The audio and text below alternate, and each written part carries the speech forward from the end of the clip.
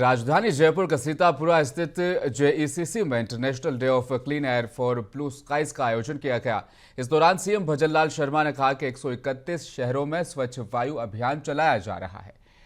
प्रधानमंत्री की प्रेरणा पर हमने भी इसका आगाज किया। हमने प्रदेश में 7 करोड़ पौधे लगाए हैं। मैं संजय शर्मा जी को धन्यवाद देना चाहूंगा। उनके सहयोग से ये 7 करोड़ पौधे लगाने का अभियान कामयाब हुआ है। धरती माँ हमें सब कुछ देती है, हम भी तो कुछ देना सीखें। प्रकृति के साथ की जा रही छेड़छाड़ पर हमें गौर करना चाहिए।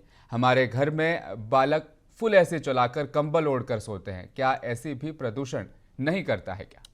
मुझे बड़ी प्रसन्नता है कि आज इस वर्ष का स्वच्छ वायु दिवस जयपुर में आयोजित किया जा रहा है।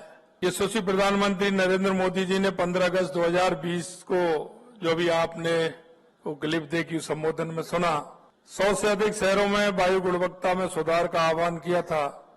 इसी लक्ष्य को ध्यान में रखते हुए 131 शहरों में राष्ट्रीय स्वच्छ वायु कार्यक्रम चलाया जा रहा है और हमें इस बात की खुशी है कि सभी जगह इस कार्यक्रम को प्रभावी ढंग से चलाया जा रहा है। और उसी क्षेत्र में आज आपने देखा है कई शहरों ने अच्छी रेटिंग लेकर के आज उनको सम्मान करने का भी काम किया है। और जैसा कि माननीय भूपेंद्र जी सब कह रहे थे कि उनको तो मिला है लेकिन आगे कुछ मिलने वाला भी है, वो भी ध्यान रखें क्योंकि उनका भी शहर इसमें आ सकता है। माननीय प्रधानमंत्री जी देश के पर्यावरण और स्वच्छता को लेकर बहुत गंभीर हैं। स्वच्छ भारत मिशन के माध्यम से जहां वे देश भर में स्वच्छता के लिए देशवासियों को प्रेरित कर रहे हैं, तो एक पेड़ मां के नाम अभियान के माध्यम से देश में वृक्षारोपण का आंदोलन खड़ा करने का काम भी उन्होंने किया है।